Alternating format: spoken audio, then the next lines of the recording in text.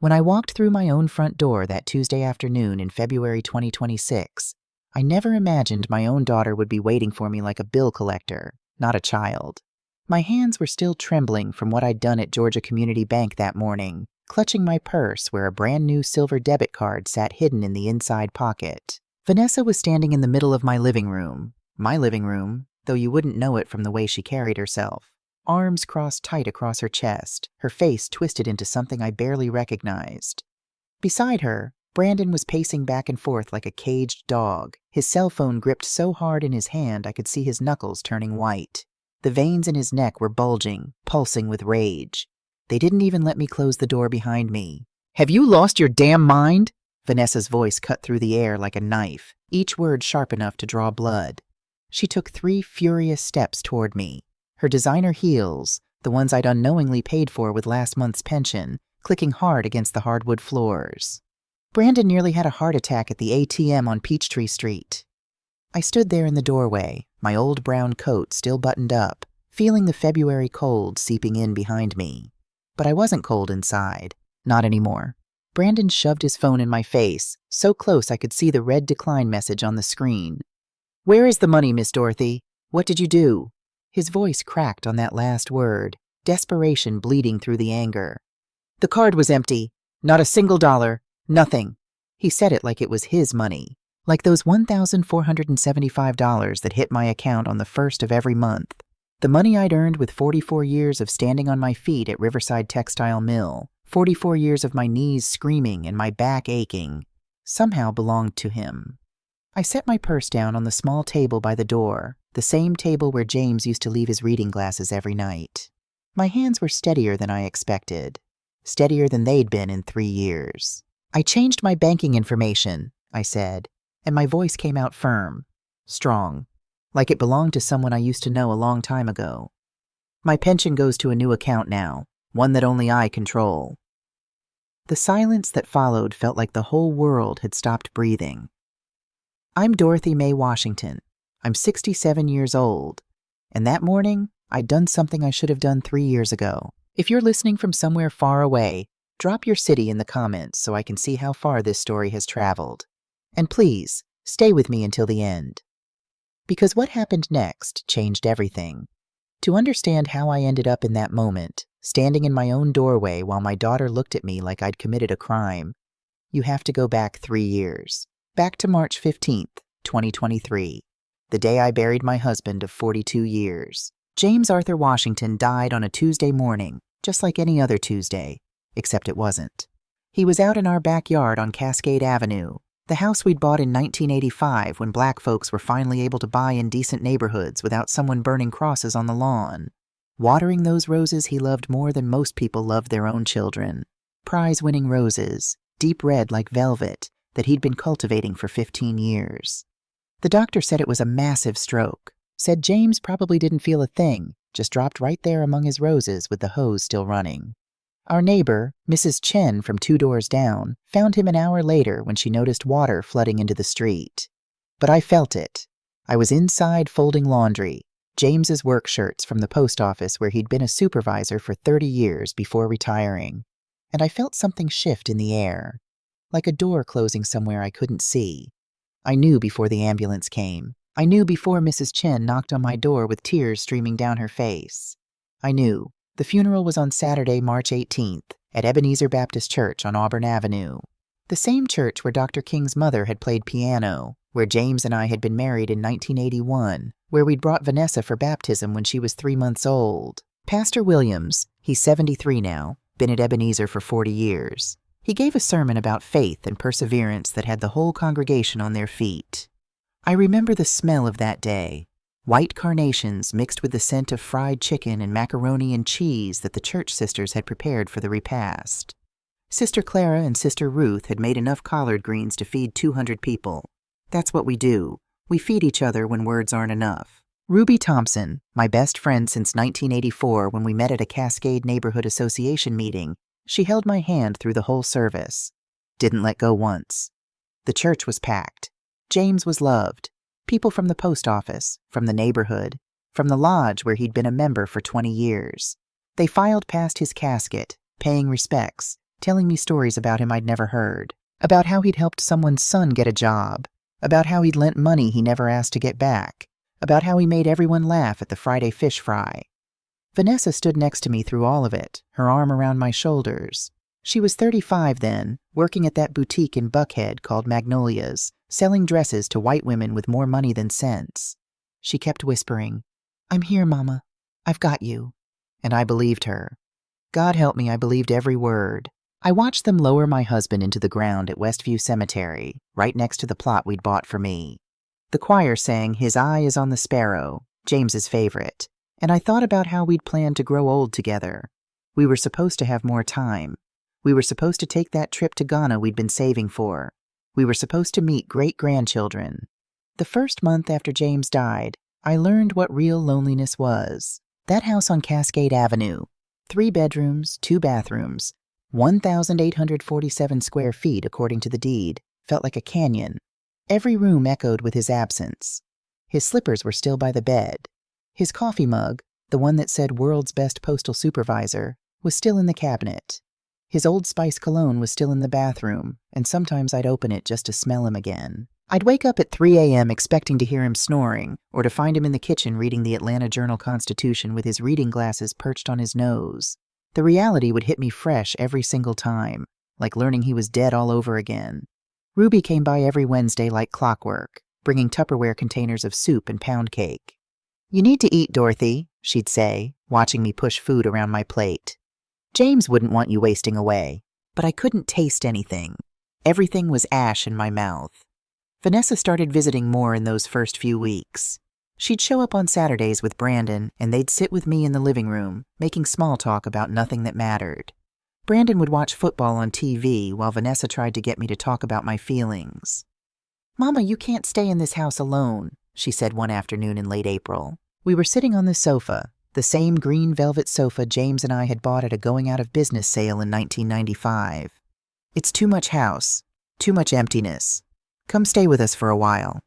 Brandon nodded, giving me that smile of his, the one that showed all his teeth, made his brown eyes crinkle at the corners. He was a handsome man, I'll give him that.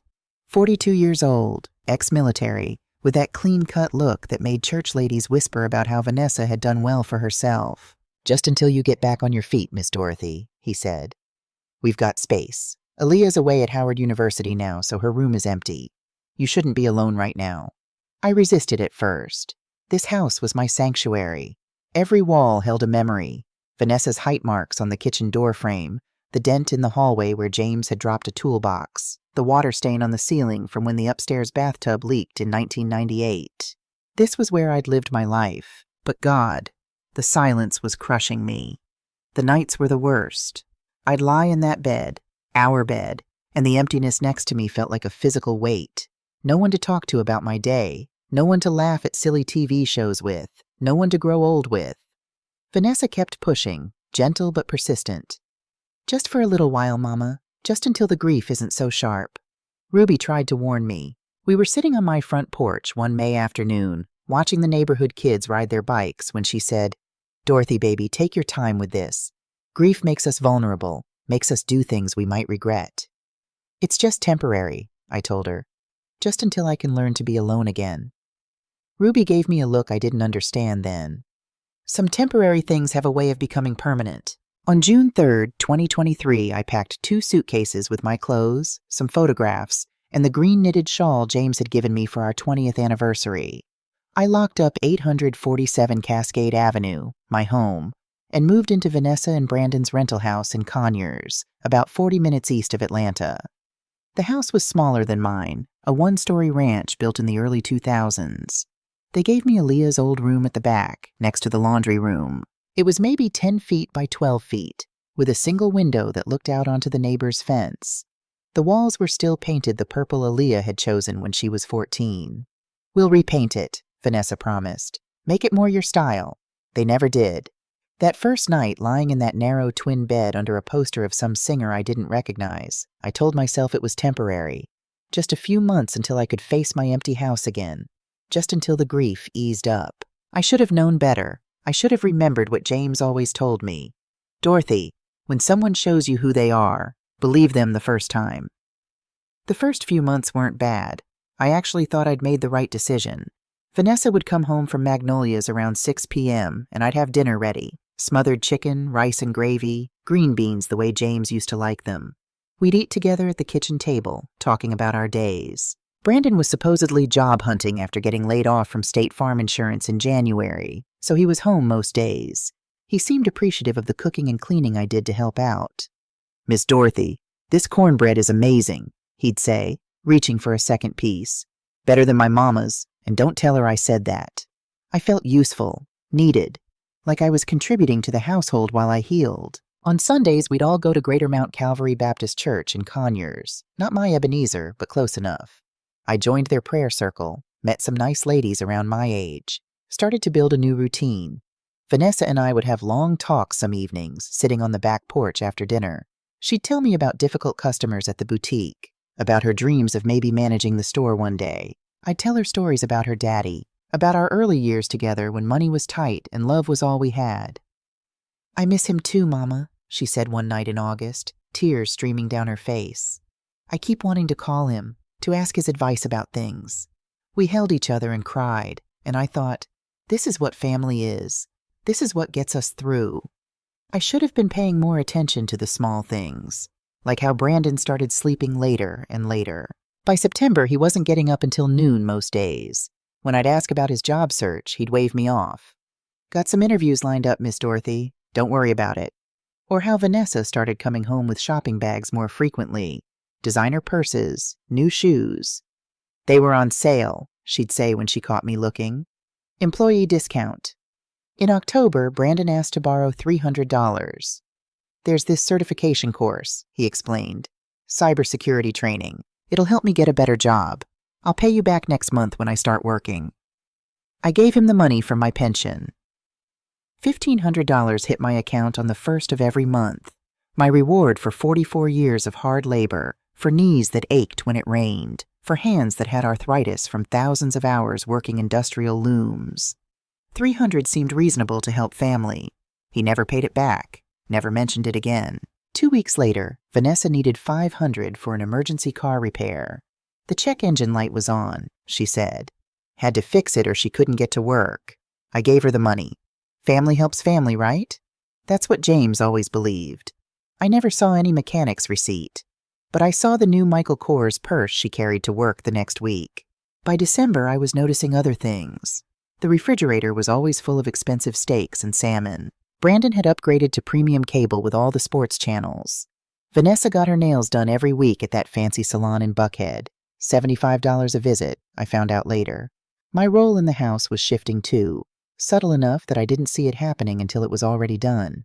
I wasn't a guest anymore. I wasn't even family. I was the help. "Miss Dorothy, breakfast is taking too long," Brandon said one morning in January 2024. "I got somewhere to be." He didn't have anywhere to be. He hadn't had a job in over a year. But I hurried up with his eggs anyway. "Mama, you didn't iron my work shirts right," Vanessa complained. "There's still wrinkles. Can you do them again?" I did them again. "The bathroom still has spots on the mirror," Brandon said, standing in the doorway while I was scrubbing the toilet on my hands and knees, my 65-year-old knees that screamed with every movement. I cleaned it again. The conversations about my grief stopped. Nobody asked how I was feeling anymore. We didn't talk about James. We talked about chores I needed to do, groceries I needed to buy, meals I needed to cook. On weekends, they'd get dressed up and go out to dinner, to restaurants I recognized from when James and I would treat ourselves on special occasions, places where a meal cost $50 a person. They never invited me. "Those places are too loud for you, Mama," Vanessa would say, checking her lipstick in the hallway mirror while I stood there in my house dress. "At your age, you need your rest." I'd stay home and eat leftovers, watching reruns of The Golden Girls on TV in my small purple room. Then came the conversation that should have set off every alarm bell I had. It was a Saturday in February 2024, almost a year since James had died. Brandon knocked on my bedroom door around 10 a.m. I was sitting on my bed looking at old photos of James in my lap. "Miss Dorothy, you got a minute? I want to talk to you about something." He sat down in the small chair by the window, leaning forward with his elbows on his knees. His face was serious, concerned even. I recognized that look now, It's the look of a con man setting up his mark. "I've been thinking about your finances," he said, "your pension and all. It must be stressful managing money at your age, especially with everything you've been through with Mr. James passing." I didn't say anything, just waited. "What if we made it easier?" he continued. "What if your pension went directly into our joint account? That way Vanessa and I can handle all the household expenses. You wouldn't have to worry about bills or anything. We'll take care of everything, just like Mr. James used to do." He said it so smoothly, so reasonably, like he was doing me a favor. "You remember how Mr. James handled all the finances?" he went on. "You always said you weren't good with numbers. Let us do that for you. It'll be simpler." Vanessa appeared in the doorway, like they'd choreographed it. "It makes sense, Mama. You're living with us, eating our food, using our utilities. It's only fair you contribute, and this way you won't have to stress about managing it yourself." Our food, our utilities. In that moment, I stopped being a mother staying with her daughter. I became a tenant, a burden who needed to pay her way, and I was so tired, so worn down by grief and loneliness and the overwhelming relief of not being alone in that empty house. So I said yes. On February 12th, 2024, I signed papers at the bank that gave Vanessa and Brandon access to my account. They told me it was just for direct deposit, that I'd still have my own card. What I didn't know was they'd ordered a new debit card on my account, one that only they had. I didn't understand what I'd done, what I'd given away. Within a month, I stopped getting my bank statements in the mail. "We get them online now," Vanessa explained. "Paperless, better for the environment." Within 2 months, I stopped seeing any of my pension money. "It's all going to household expenses," Brandon said when I asked. "Food, utilities, rent. It all adds up, Miss Dorothy." Within 3 months, I couldn't afford to buy myself a new pair of shoes when my old ones wore out. "Money's tight right now," Vanessa said. "Maybe next month." But there was always money for her shopping trips, always money for Brandon's new golf clubs, always money for dinners out that I wasn't invited to. I had signed my freedom away, thinking I was being helpful, thinking I was contributing to family. I had walked right into a trap, and I didn't even know the cage door had locked behind me until it was too late. Or at least that's what they thought. But standing in that doorway on that cold February afternoon in 2026, with my new bank card hidden in my purse and my daughter looking at me like I'd betrayed her, I finally understood something important. The cage door had been locked, but I'd just found the key. The transformation from guest to servant happened so gradually, I didn't see it until I was already wearing the uniform. By the spring of 2025, 2 years after James died, 1 year after I'd signed over control of my pension, I wasn't Dorothy Washington anymore. I was the woman who cooked, cleaned, and paid bills without complaint. I was invisible unless something needed doing. My days started at 5:30 a.m., same as when I'd worked at the textile mill. I'd make my way to the kitchen in the dark, my knees crackling like dry leaves with every step, and start breakfast. Not because I wanted to eat. Most mornings my stomach was too knotted with anxiety to feel hungry, but because Brandon expected it ready by 7 a.m. sharp. Grits, scrambled eggs, turkey bacon, toast, orange juice, coffee with 2 sugars and a splash of cream. One morning in April, I made the grits a little thinner than usual. I was having trouble with my hands that day. The arthritis was bad, making it hard to grip the spoon properly. Brandon took one bite and shoved the bowl away. "These grits are watery, Miss Dorothy. What's wrong with you?" He didn't look up from his phone, didn't see me standing there, my swollen knuckles aching. "Make them again." I was 66 years old. I'd worked for 44 years. I'd raised a daughter, buried a husband, survived things that would have broken weaker people. And I was remaking grits for a man who hadn't held a job in 2.5 years. I made them again. The cleaning was worse. Every morning after breakfast, I'd start my rounds. Their bedroom first, making the king-size bed they'd bought with my money, picking up Brandon's clothes from the floor, organizing Vanessa's endless bottles of lotions and perfumes on the dresser. Then the bathrooms, 2 of them. Scrubbing toilets, wiping mirrors, mopping floors. My knees would scream every time I knelt down. Sometimes I had to use the toilet seat to pull myself back up, breathing hard, seeing spots in my vision. "Mama, there are still spots on this mirror," Vanessa called out one Saturday in May. I was in the living room, trying to rest my legs for a few minutes. "Can you redo it?" I redid it. The laundry was never ending. Vanessa changed clothes 3 times a day. Work outfit, home outfit, going out outfit. Everything had to be washed in cold water on delicate cycle. Everything had to be ironed perfectly. No wrinkles, no creases in the wrong places. "These shirts aren't done right," Brandon said one evening in June, holding up one of his golf shirts. "I can see wrinkle lines on the collar. I thought you knew how to iron, Miss Dorothy." I'd been ironing clothes since I was 10 years old, since before he was born, but I bit my tongue and ironed them again. The worst part wasn't the work. I'd worked hard all my life. The worst part was the loneliness of it.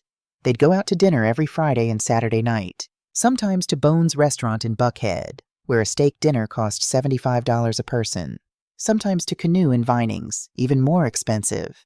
I knew because I'd find the receipts in Brandon's pockets when I did laundry. "We're going to Ray's on the river tonight," Vanessa would announce, putting on diamond earrings I'd never seen before. "Don't wait up." They never asked if I wanted to come. On my first Thanksgiving with them, November 2023, they went to Vanessa's coworker's house for dinner and left me at home with a Stuffer's frozen turkey meal. I ate alone, watching the Macy's parade on TV, thinking about all the Thanksgivings James and I had hosted. Our dining room table stretched out with his sister's sweet potato pie, Ruby's collard greens, my cornbread dressing, the house full of laughter and music and family. Now I ate processed turkey in a purple bedroom that smelled like teenage girl body spray, and nobody even called to check on me. My health was deteriorating too. The arthritis in my knees got so bad I could barely walk some mornings. I needed medication.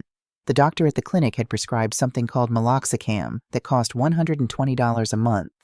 $120? Brandon laughed when I showed him the prescription in January 2025. "That's ridiculous, Miss Dorothy. Just use ice packs. Take some Tylenol. We can't afford expensive medications right now." But that same week, he bought a new 75-inch Samsung television for the living room. I saw the Best Buy receipt. $2,199. I stopped asking for things after that. I learned to live with the pain, taking over-the-counter pills that barely touched it, wrapping my knees in ace bandages when it got really bad. Ruby noticed. She came to visit one Sunday after church in February 2025, and I saw her eyes go wide when I limped to answer the door. "Dorothy, baby, you're walking like you're 90 years old," she said, helping me to the sofa. Vanessa and Brandon had gone to the movies. "What's wrong with your knees?" "Just arthritis," I said, trying to smile. "Getting old, you know." "Have you seen a doctor?" Ruby's eyes were sharp, missing nothing. She noticed how thin I'd gotten, noticed the worn-out house dress I was wearing, the same 3 dresses rotated through the week, noticed the way I winced when I sat down. "Can't afford the medication," I admitted. "It's expensive." Ruby's face went still. "Dorothy, you get $1,500 a month in pension. How can you not afford medication?" I didn't have an answer that didn't sound pathetic. "Household expenses," I finally said. "Everything's expensive nowadays."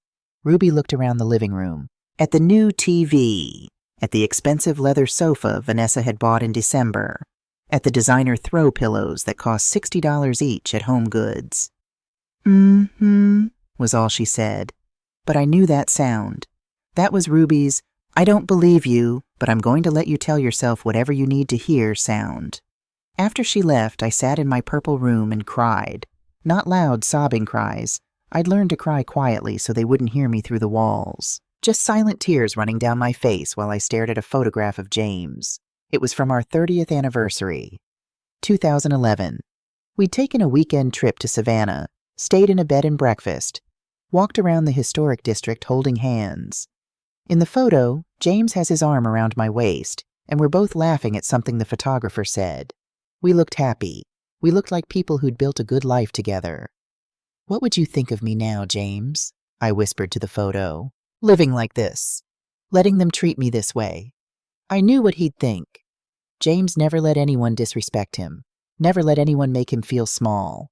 He'd stood up to white supervisors who tried to pass him over for promotions. He'd fought the Postal Service when they tried to deny his disability claim. He'd taught Vanessa to stand tall and demand respect. What happened to me? When did I become this woman who said yes to everything and no to nothing? I was still holding James's photo when I heard them come home that night.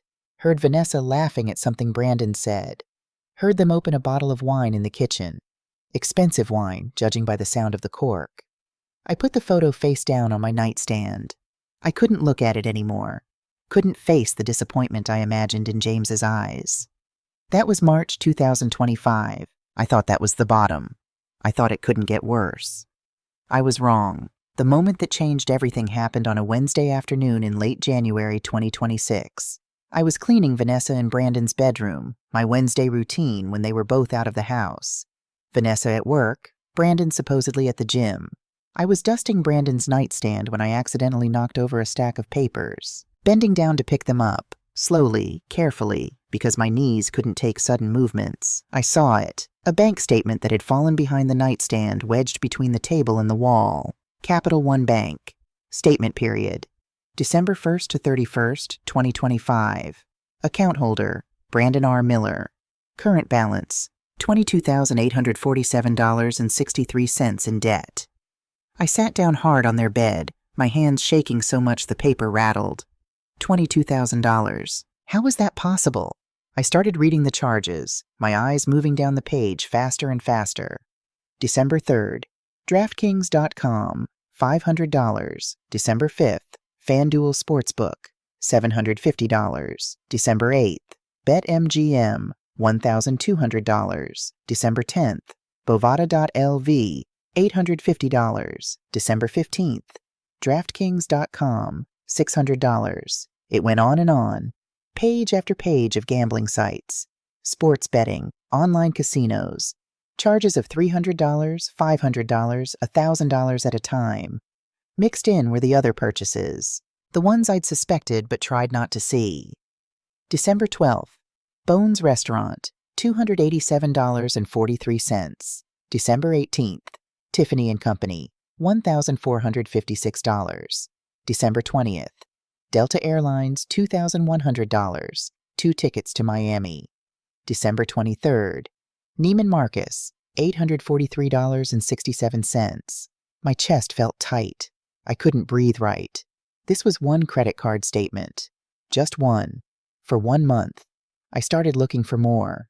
In the bottom drawer of Brandon's nightstand, under a stack of old golf magazines, I found a folder. Inside were more statements. More credit cards I didn't even know existed. Chase Sapphire, $18,234.56 in debt. American Express, $15,678.90 in debt. Discover $8,456.23 in debt. And my hands were shaking so hard now I almost dropped the papers. Because I knew where the money to pay these minimums was coming from. My pension, my $1,475 a month. Money I'd earned with 44 years of standing on concrete floors, operating looms that made my ears ring, breathing cotton dust that the company said was safe but gave half my coworkers lung problems. They were using my money to pay the minimums on Brandon's gambling debts while he kept betting more. I put everything back exactly as I'd found it, my mind racing. I needed more information. I needed to know exactly how much of my money they'd taken. I needed proof. That night I couldn't sleep. I lay in my narrow bed, staring at the ceiling, doing math in my head. 3 years, 36 months, $1,500 a month, $54,000. That's how much pension money had gone into their account since February 2024. $54,000 that should have been mine. But where had it all gone? The next morning, Thursday, January 30th, I made a decision. I was going to the bank.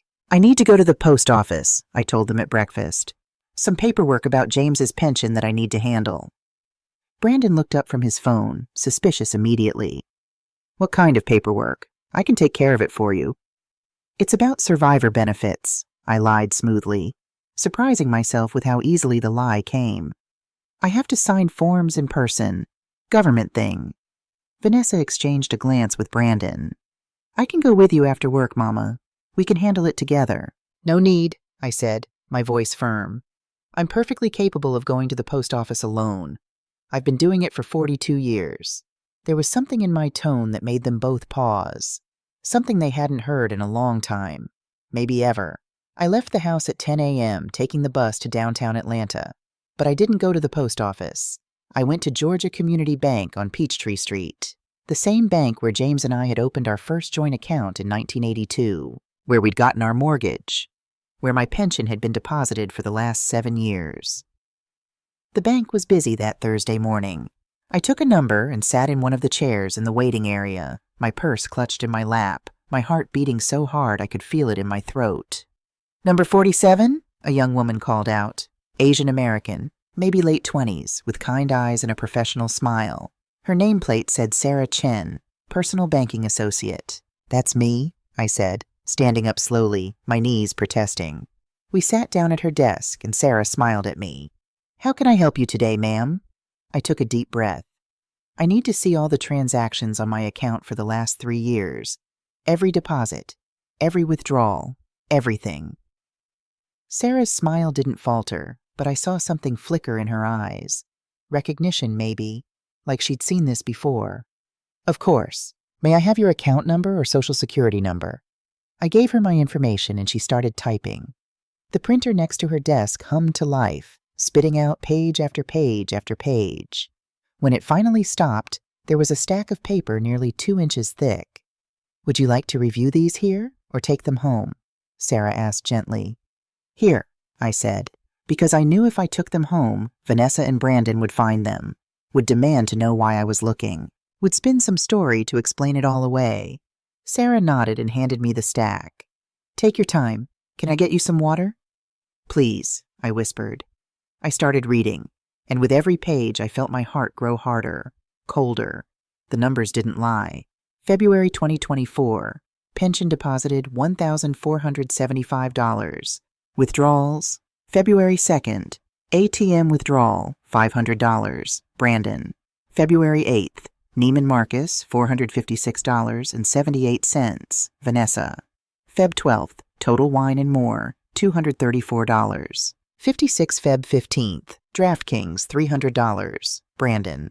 Feb 20th, Topgolf, $187.90, Feb 28th.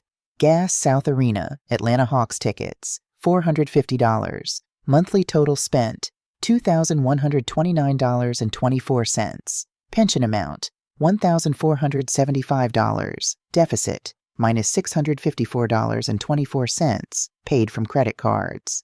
March 2024, pension deposited $1,475. Withdrawals, Mar 3rd, Tiffany & Co., $1,243. Jewelry, the necklace I'd seen Vanessa wearing. March 10th, BetMGM, $600. March 15th, Bones Restaurant, $312.56. March 22nd, Saks Fifth Avenue, $678. 90, March 28th. FanDuel, $450. Monthly total, $3,284.46. Deficit, minus $1,809.46. And on it went, month after month. The pattern was clear. My pension would hit the account on the first of every month, $1,475. Within days, sometimes within hours, it would be gone.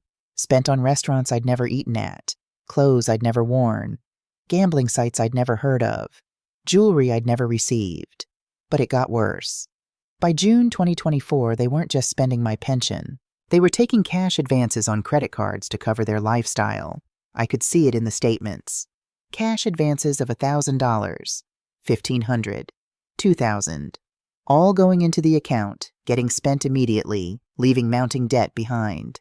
And every month my pension, my money, went toward paying the minimum payments on those credit cards, keeping them just afloat enough to keep borrowing more. I reached the most recent statements, December 2025 through January 2026. Total pension deposits, February 2024 to January 2026, $32,450, 22 months times $1,475. But that wasn't all they'd taken. I found another section in the statements, one that made my vision go blurry with rage. Rental income deposits. Monthly, $1,800. Source, 847 Cascade Avenue. Duration, June 2023 to January 2026, 32 months. Total, $57,600. They'd been renting out my house. My house. The one James and I bought in 1985. The one with our names on the deed. The one I thought was sitting empty, waiting for me to come back. They'd rented it out to strangers and pocketed every penny. I sat in that bank chair staring at the numbers, and I couldn't feel anything. Not anger, not pain. Just a cold, clear understanding. Total amount stolen. Pension, $32,450. Rental income, $57,600. Grand total, $90,050. $90,050. That's what my daughter and her husband had taken from me in less than 3 years. $90,000 while I wore the same 3 dresses. While I couldn't afford my arthritis medication. While I scrubbed their toilets and made their grits and ironed their shirts. Sarah came back with my water. She looked at my face and sat down quietly. "Ma'am," she said softly, "are you all right?" I looked up at her, this young woman I'd never met before, and I told her the truth. "No," I said. "I'm not all right, but I'm about to be." I spent the next hour with Sarah. She was patient, professional, but I could see the anger in her eyes as I explained my situation, as I showed her that I didn't have access to my own account, that my daughter and son-in-law had been controlling my money for 2 years. "I've seen this before," Sarah said quietly. "Elder financial abuse. It's more common than people think." "Can I—" My voice cracked. I cleared my throat and tried again. "Can I get my account back? Can I stop them from taking my money?" Sarah's expression was kind but firm. "It's your pension, Mrs. Washington. It's your money. You have every right to control it." She pulled up forms on her computer. "We can open a new account today, completely separate. Transfer your pension direct deposit to the new account. You'll be the only one with access. They won't even know it exists until the money stops showing up in the old account. How long will that take?" "The new account opens today, but changing direct deposit with the pension office usually takes 1 pay period. So your next pension check, that'll be February 1st, this Saturday, will still go to the old account. But the one after that, March 1st, will go to your new account." 29 days. I had to wait 29 days. "And I'll need new cards," I said. "Ones they don't know about." "Your new debit card will arrive in 5 to 7 business days," Sarah confirmed. "We can mail it to a different address if you'd like, so they don't intercept it." I thought of Ruby.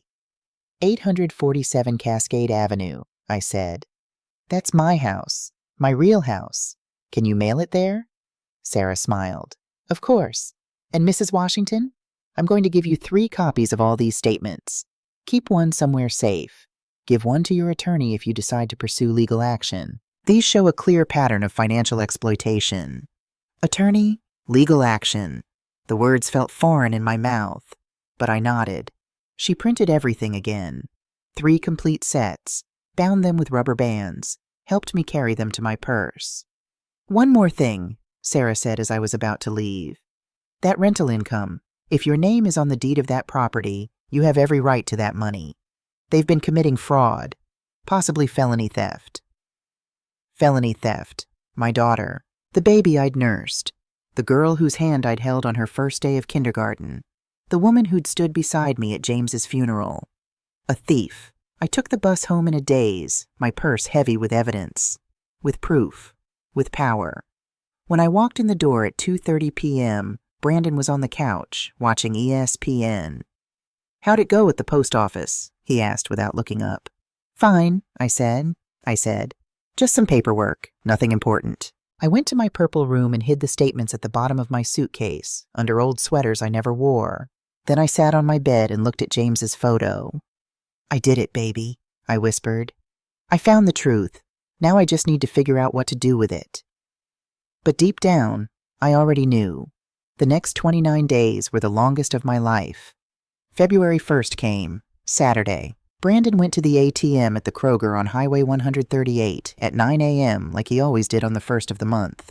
My pension had hit the old account, just like Sarah said it would. $575. He came back an hour later with Dunkin' Donuts and a new pair of Nike shoes. Didn't even glance my way. I made breakfast and said nothing. The real test would be March 1st, when my pension didn't show up, when the account sat at 0, when their cash flow suddenly dried up. I had 27 days to prepare. I continued my routine exactly as before. Woke at 5:30, made breakfast, cleaned, did laundry. Pretended I was still the same broken-down old woman who'd given up her power. But I was different now. I walked through that house like a spy in enemy territory, watching everything with new eyes. On February 5th, the mailman delivered a package to 847 Cascade Avenue. Ruby called me. We'd talked, planned this. She opened it and found my new debit card. Silver, shining, with only my name on it. "I got it, Dorothy," Ruby said over the phone, her voice excited. "Your new card is here safe and sound." "Thank you," I whispered, checking to make sure Brandon wasn't nearby. "I'll come get it soon." "Baby," Ruby said, her voice serious now. "Are you sure about this? Once you do this, there's no going back. Vanessa's going to be furious." "I'm sure," I said. And I was. The next Sunday, February 9th, I told them I was going to church. I did go. To Ebenezer, my real church, for the first time in 3 years. Sat in the back pew and prayed for strength, for wisdom, for the courage to do what needed to be done. After service, I took the bus to Cascade Avenue. I hadn't seen my house in almost 3 years, hadn't even driven past it. When the bus turned onto my street, I felt my chest tighten. There it was, 847 Cascade Avenue, the brick ranch with the white trim that James had painted every 3 years like clockwork. The big oak tree in the front yard that we'd planted in 1990. The rose bushes that were now overgrown, wild, untended. There was a car in this driveway I didn't recognize. A young couple came out as I stood on the sidewalk, staring. They looked at me curiously but didn't speak. My tenants, people living in my house while I lived in a purple bedroom the size of a closet. Ruby's house was 2 doors down. She must have been watching for me because her front door opened before I even reached the porch. "Dorothy," she said, pulling me into a hug. "Oh, honey, come in, come in." We sat in her kitchen, drinking coffee, and I told her everything. Showed her the bank statements I'd brought. Watched her face change from concern to horror to anger. $90,000, Ruby said, her voice shaking. "Dorothy, that's criminal. That's actual crime." "I know," I said. "You need to call the police. Press charges." "I need to get my house back first," I said. "I need to get my money back. Then we'll see about police." Ruby looked at me for a long moment. "You've changed," she said finally. "You're not the woman who left here 3 years ago." "No," I agreed. "I'm not." She gave me my new debit card. I held it in my hands, feeling its weight. This small piece of plastic was my freedom, my independence, my power. "March 1st is the day," I told Ruby. "That's when the money stops going to their account. That's when everything changes." "What are you going to do?" "Tell them the truth," I said. "All of it, with evidence they can't deny. They're not going to take this well, Dorothy." "I know," I said. "But I'm done being afraid." The days crept by. February 12th, February 15th, February 20th. I started noticing more things. How Brandon would disappear for hours at a time, coming back with bloodshot eyes and the smell of liquor on his breath.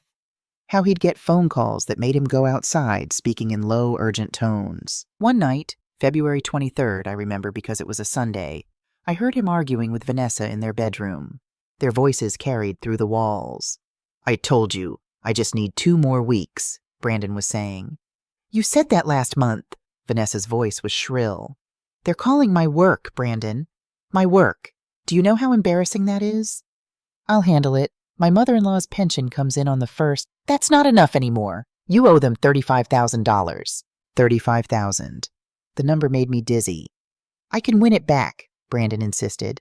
"I just need a stake. 1 good weekend and—" "No," Vanessa said firmly. "No more gambling. You promised." "This isn't gambling, it's sports investing. I know what I'm doing."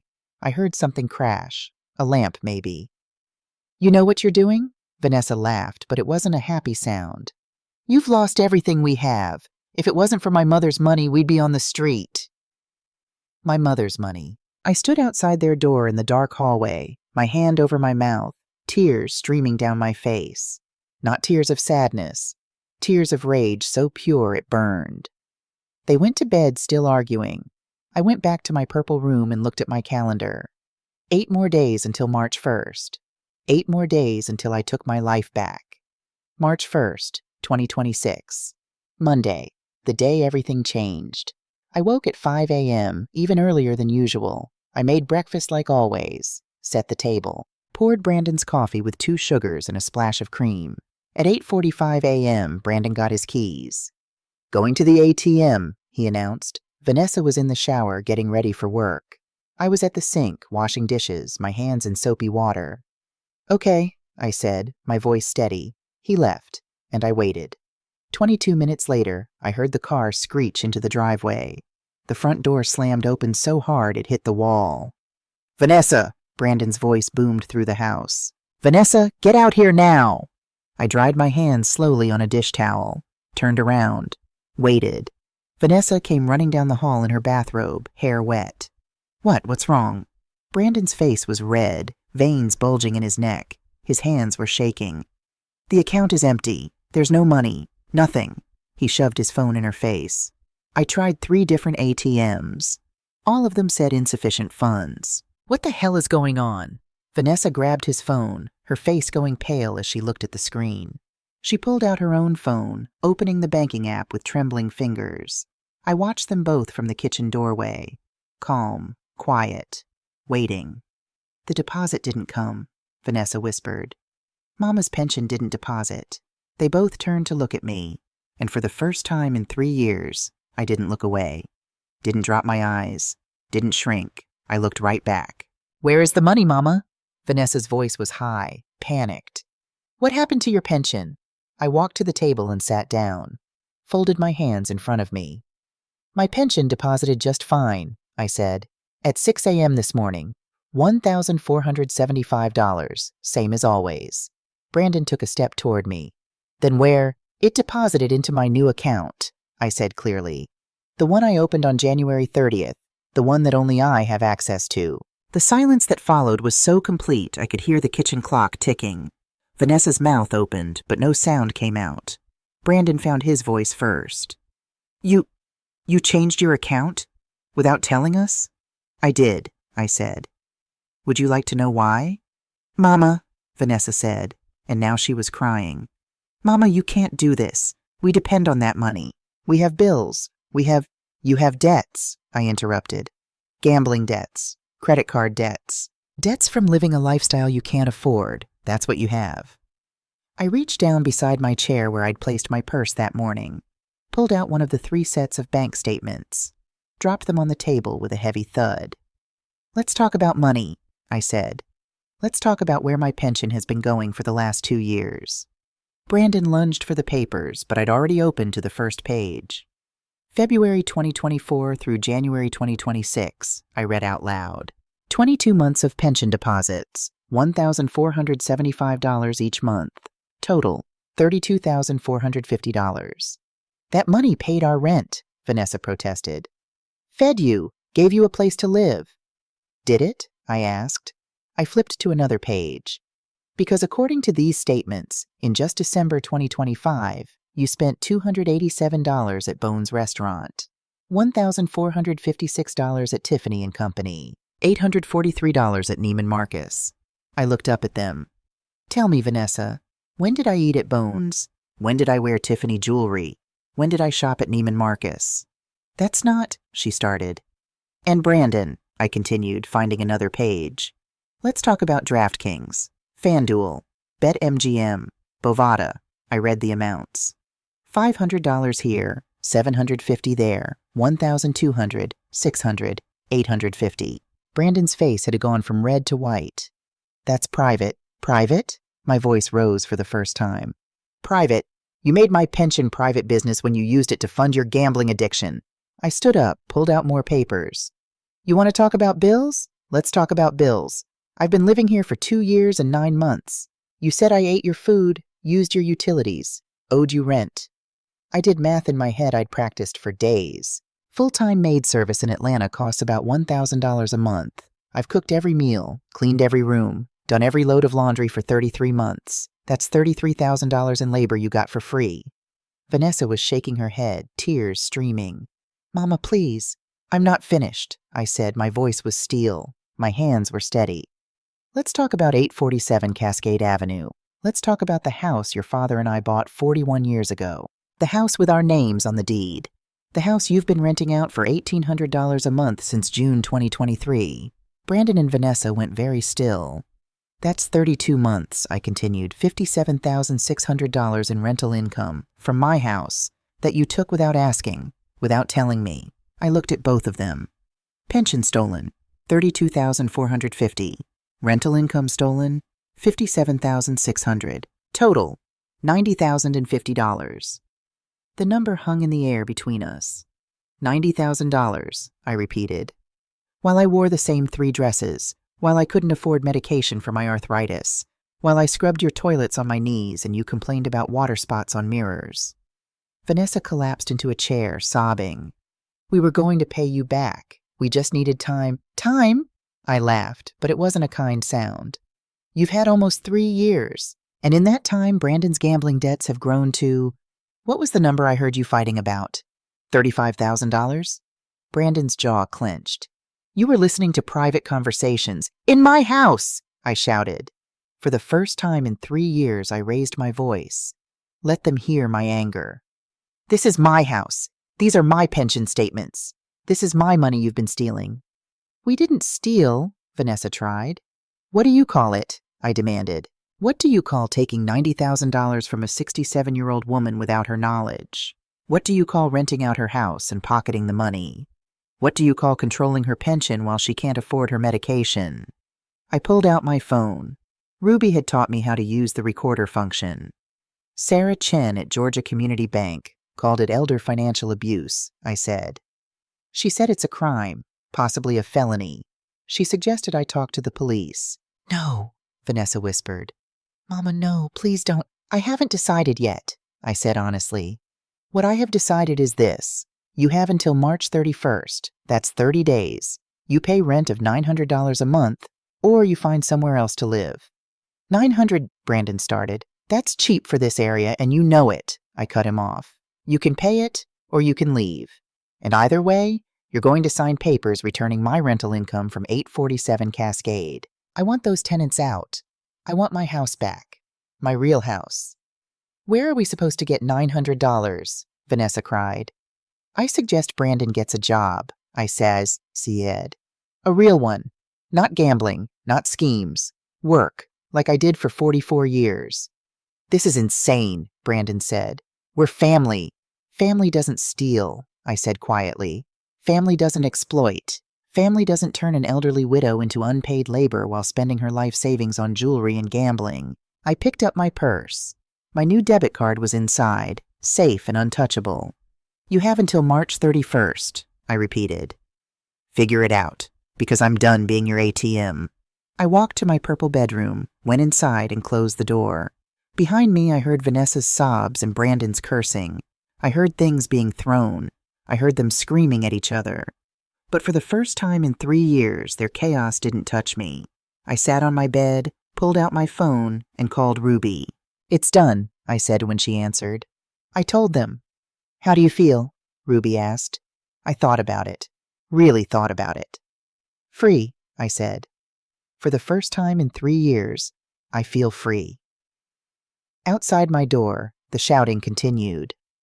But in my small purple room, surrounded by evidence of theft and proof of my power, I felt something I hadn't felt since James died. I felt like myself again. The first week after I took my pension back was like living in a war zone with invisible mines. Vanessa and Brandon barely spoke to me. When they did, their words were clipped, cold, laced with venom they tried to disguise as hurt. They moved through the house like ghosts, slamming doors, whispering in corners, their eyes following me with something between desperation and hatred. I kept to myself, made my own meals, labeled my food in the refrigerator with my name in black marker. Dorothy's do not touch. It felt petty, like a suspicious roommate, but I needed those boundaries. Needed to mark what was mine in a house that had never really felt like home. On Wednesday, March 5th, I started quilting again for the first time in 3 years. I'd packed my quilting supplies when I moved to Conyers. Fabric scraps, needles, thread, my mother's old quilting frame that she'd passed to me before she died. They'd been sitting in the back of my closet, untouched, gathering dust. I'd been too depressed, too exhausted, too broken to create anything beautiful. But that Wednesday afternoon, while Vanessa was at work and Brandon was God knows where, I pulled everything out. Set up the frame in my small room.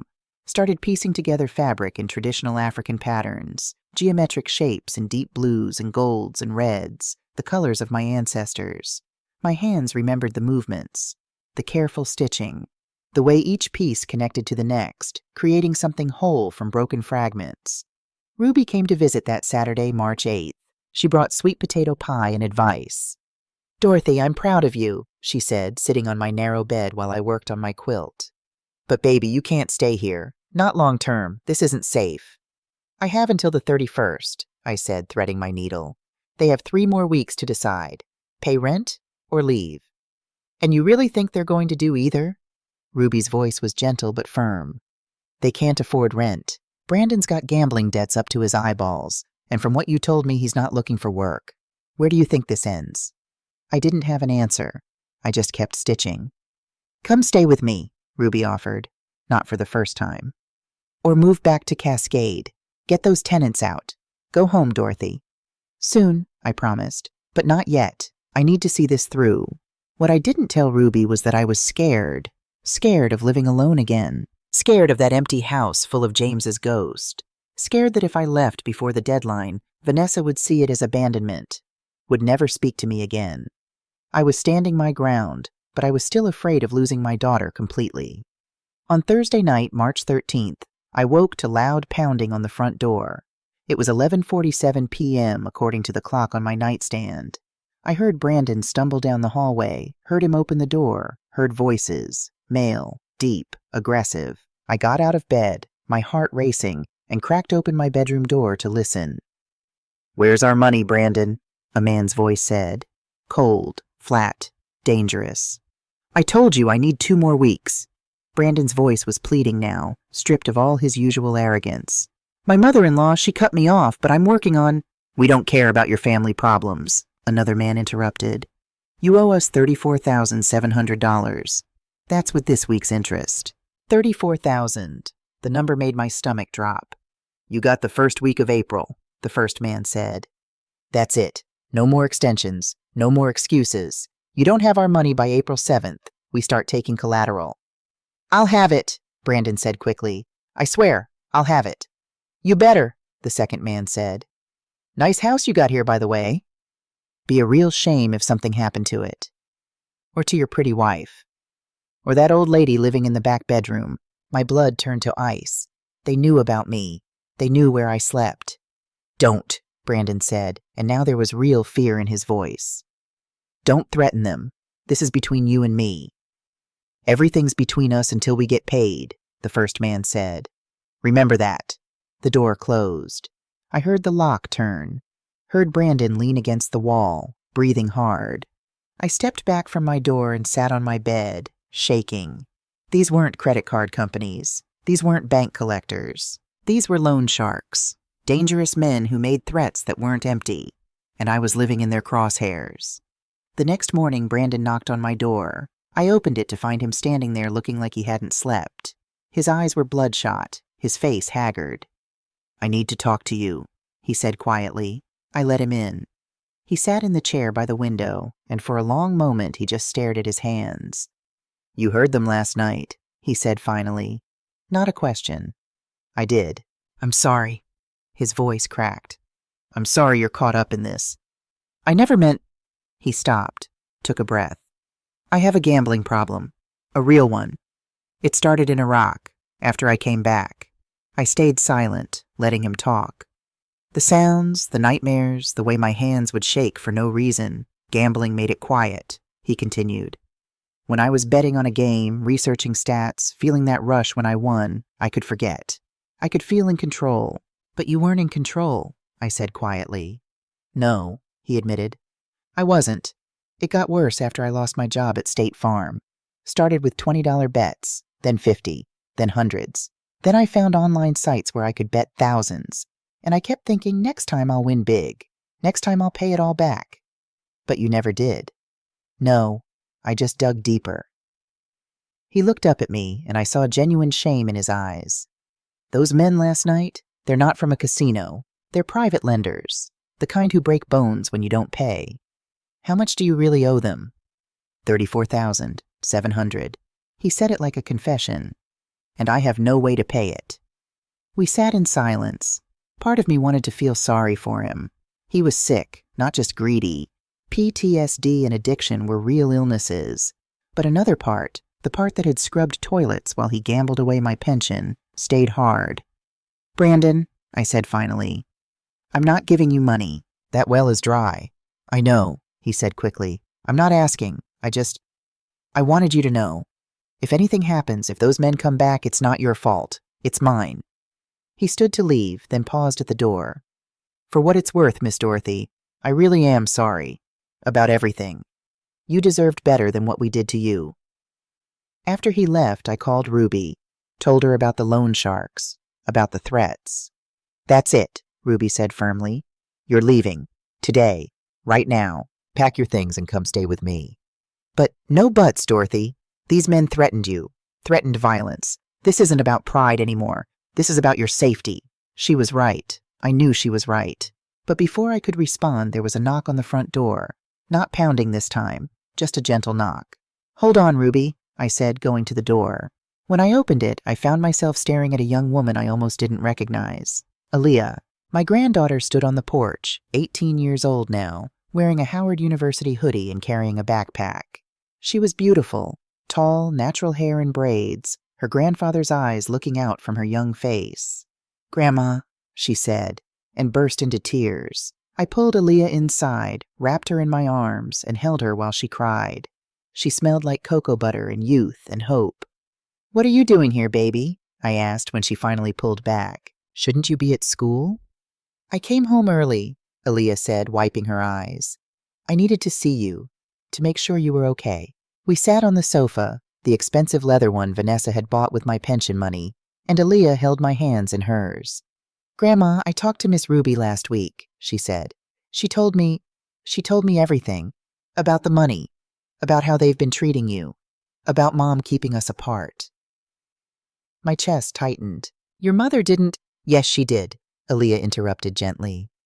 "For 2 years, every time I called, Mom said you were sleeping or sick or didn't want to be bothered. Every time I wanted to visit, she had an excuse. Said you needed rest.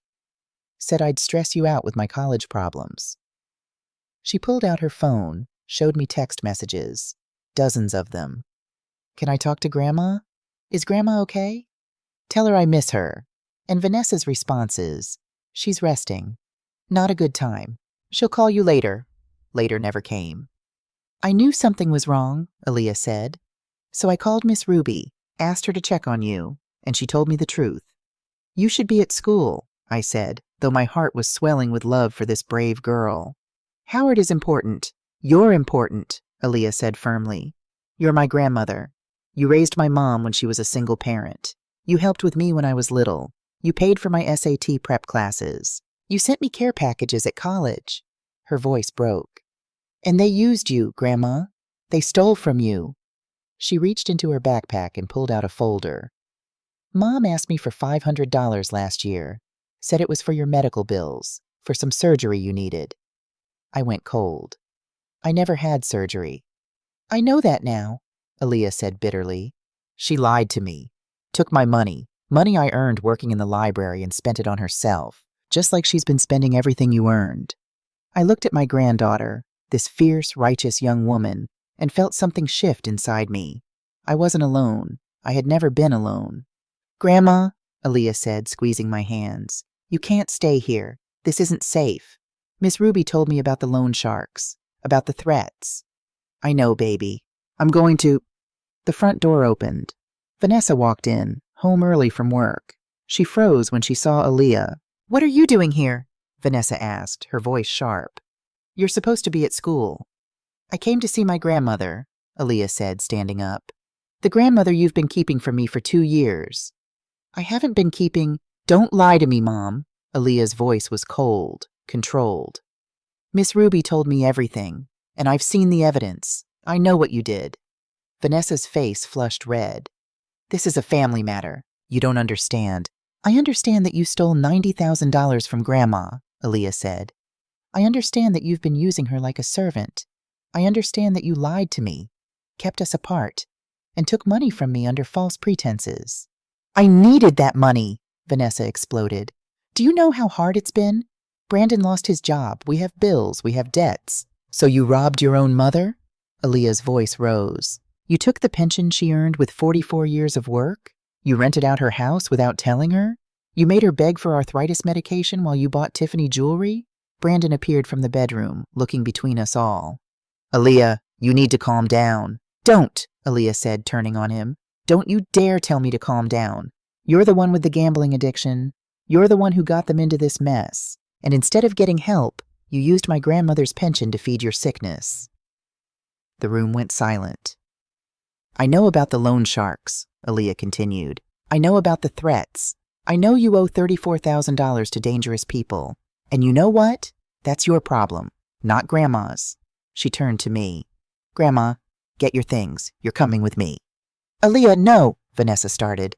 She's leaving, Aaliyah said firmly. Today, right now. And if you try to stop her, I'll call the police myself and show them all the evidence of financial elder abuse. Vanessa's face crumpled. You can't take her from me. She's my mother. Then you should have treated her like one, Aaliyah said quietly, instead of an ATM. I stood there in that living room, looking at the three people who were my family. My daughter, crying. My son-in-law, defeated. My granddaughter, fierce and protective. Wait, I said quietly. Everyone turned to look at me. I walked to the kitchen table, pulled out a chair, and sat down. Everybody sit. We need to talk. Really talk. Slowly they sat. Vanessa across from me, Brandon to her left, Aaliyah to my right, her hand finding mine under the table. Vanessa, I said, looking at my daughter. I love you. I will always love you. You're my child, my baby, the girl I raised by myself when your father left. But what you did to me, what both of you did, that wasn't love. Vanessa opened her mouth, but I held up my hand. Love doesn't steal, I continued. Love doesn't exploit. Love doesn't take advantage of someone's grief and loneliness. You saw me broken after your daddy died, and instead of helping me heal, you used me. I didn't mean to, Vanessa whispered. It started small, a little help here and there. And then we were in so deep I didn't know how to get out. You could have told me the truth, I said. You could have said, Mama, we're struggling. We made mistakes. Can you help us? And I would have, because that's what family does. But you didn't ask. You just took. And you made me feel like I owed you for the privilege of existing in your house. Brandon spoke up. Miss Dorothy, I know I have a problem. I know I need help. The VA has programs, counseling, addiction treatment. I made an appointment. I'm going next week. That's good, I said. That's a start. But Brandon, your recovery isn't my responsibility. Your debts aren't my problem to solve. You're a 42-year-old man. It's time you acted like it. He nodded, tears in his eyes. I know. I turned back to Vanessa. Here's what's going to happen. You have 3 choices. I held up one finger. Choice 1. You pay $900 rent every month. Brandon gets a job. Any job. I don't care if it's stocking shelves at Kroger. You pay back the rental income you stole from my house. $200 a month for the next 20 years if that's what it takes. You live here as tenants, with clear boundaries, and we slowly rebuild trust. I held up a second finger. Choice 2. You leave. Find your own place. Figure out your own problems. I move back to Cascade Avenue, reclaim my house, and we maintain a relationship from a distance. We're still family, but we don't live together. I held up a third finger. Choice 3. You refuse both options. You continue to act like I owe you something, and I pursue legal action for elder financial abuse and fraud. I let the courts decide what you owe me, and we lose whatever relationship we have left. The silence that followed was heavy. Final. I can't do option 1, Brandon said finally. I can't live here knowing those men might come back, knowing they threatened you. I need to go to rehab, real 60-day inpatient rehab, and I can't do that while living off your charity, Miss Dorothy. He looked at Vanessa. Baby, I'm going to the VA next week. I'm checking myself into their program. I'm going to get clean, get help, actually deal with my PTSD and my addiction. But I can't do that here. Vanessa was crying silently, tears streaming down her face. So you're leaving me? I'm getting help, Brandon said. And you need to decide if you're going to wait for me while I do. But either way, we can't stay here. Vanessa looked at me. Mama, if we leave, Will you ever forgive me? I thought about it. Really thought about it. I don't know, I said honestly. Right now, I'm hurt. I'm angry. I feel betrayed in a way I never thought possible. But you're still my daughter, and I believe people can change if they really want to. I reached across the table and took her hand. You stole $90,000 from me. You made me feel worthless. You kept me from my granddaughter. Those aren't things I can just forgive overnight. But if you do the work, real work, therapy, honesty, change, maybe someday we can rebuild. I want to, Vanessa whispered. I want to be better. I want to be the daughter you deserved. Then prove it, I said gently. Not with words, with actions. Get your own place. Pay your own bills. Let Brandon get help. Go to therapy yourself. Figure out why you thought it was okay to treat your own mother this way. And maybe in time we can be a family again. A real family, based on respect, not exploitation. Aaliyah squeezed my hand. Grandma, you're coming to stay with me, right? I have a 2-bedroom apartment in D.C. My roommate graduated early. I have space. I smiled at her. Thank you, baby, but I'm going home, to Cascade Avenue, to my real house, the one your grandfather and I built our life in. But the tenants will be given proper notice, I said. 30 days, like the law requires. I'll stay with Ruby until then. And in April, I'm going home. 6 months later, September 2026, I'm sitting on the front porch of 847 Cascade Avenue, drinking coffee from James's old mug, watching the sun rise over my neighborhood. My neighborhood. My home. The house looks different now. I hired a contractor in May to repaint it. Kept the brick, but changed the trim from white to a warm cream color. Fixed the sagging porch steps. Replaced the old mailbox. Planted new roses where James's prize winners used to be. Deep red, like velvet, like memory. Inside, the house is mine again. I painted over the water stain on the ceiling, replaced the worn carpet with hardwood floors, turned James's old office into a quilting room where I create beauty every day. My African pattern quilts hang on the walls, sell at craft fairs, bring in extra money that's mine alone. My pension, all $1,575 of it, goes into my account every month. I pay my own bills, buy my own groceries, afford my arthritis medication, and then some. I even started a small savings account, $3,000 and growing. Ruby comes over every Wednesday for coffee and gossip. We sit on this porch, watch the neighbors, talk about everything and nothing. She's the sister I never had, the family I chose.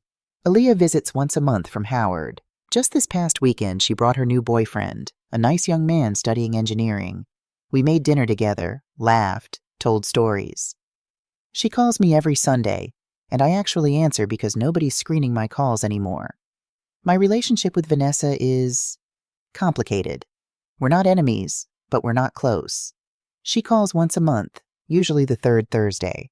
Our conversations are brief, polite, surface level. How are you, Mama? I'm well, baby. How are you? She and Brandon found a small apartment in Stone Mountain. Brandon completed his 60-day rehab program at the VA and got a job at Home Depot. He's been sober for 5 months now, going to Gamblers Anonymous meetings 3 times a week. Vanessa got a second job doing bookkeeping from home. They're paying me back. Slowly. $200 a month deposited directly into my account. At this rate, it'll take 32 years to repay the $90,000 they stole. I'll be 99 years old. I don't expect to see all of it. But I appreciate the effort. The acknowledgement that what they did was wrong. Last month, Vanessa asked if she could come visit. Bring dinner. Talk. I said yes. We sat on this same porch eating fried chicken from Busy Bee Cafe, and she apologized. Really apologized. Not the I'm sorry you're upset kind of apology, but a real one. Mama, I was scared, she said. After Aaliyah's father left, after struggling for so many years as a single mom, I was terrified of being poor again. When I met Brandon and he lost his job, all those old fears came back. And instead of dealing with them, I took from you. I told myself I deserved it, that you owed me for all the help you'd given me over the years. Children don't owe their parents, I said quietly. That's not how it works. I know that now, Vanessa said. I'm in therapy, twice a week, working through a lot of things. About money, about fear, about how I treated you. We didn't hug, we didn't cry and make up, but we sat together, and for the first time in years, I saw my daughter. Not the thief, not the manipulator, but the scared woman who made terrible choices and was trying to do better. It's not forgiveness. Not yet. Maybe not ever, but it's something. This morning I'm meeting with Pastor Williams and some ladies from Ebenezer Baptist. We're starting a support group for seniors who've experienced financial abuse from family members. Turns out, I'm not alone. There are dozens of us, mostly women, mostly over 60, mostly taken advantage of by the people we loved most. We're going to meet once a month, share our stories, support each other, help others recognize the warning signs we missed.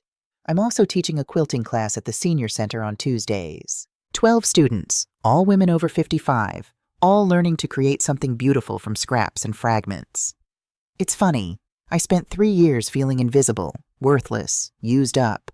And now at 67, I've never felt more alive, more purposeful, more myself. I've learned some things in these 6 months. I learned that at 67 years old, it's never too late to stand up for yourself. Never too late to say no. Never too late to reclaim your life. I learned that family isn't defined by blood. It's defined by respect, by love that doesn't exploit, by people who see your worth beyond what you can provide. I learned that grief can make us vulnerable, but it doesn't have to make us weak. That loneliness is real and painful, but it's better than being used. I learned that the cage door was locked, but I had the key the whole time. I just had to be brave enough to use it. Sometimes I still wake up at 3 a.m. and reach for James. Still expect to hear him in the kitchen, reading the newspaper, humming old Motown songs under his breath. The grief hasn't gone away. I don't think it ever will. But I'm learning to live with it. Learning that you can carry loss and joy at the same time. That you can miss someone desperately and still build a new life. James used to say, "Dorothy, a closed mouth don't get fed." I kept my mouth closed for 67 years in too many ways. Stayed quiet when I should have spoken up. Fully up now, warming my face. Making the fully up now, warming my face. Making the dew sparkle on the grass. My coffee is almost gone. In an hour, Ruby will be here, and we'll drive to the church together. My quilt students will arrive at 10 a.m. Aaliyah will call at 2 p.m. like she does every Sunday. My life is full, not because I'm surrounded by hundreds of people, but because the people I'm surrounded by actually see me, value me, love me for who I am, not what I can provide. I'm Dorothy Mae Washington. I'm 67 years old.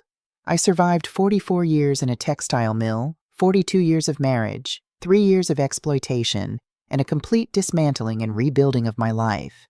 And I'm still here, still standing, still creating beauty from fragments.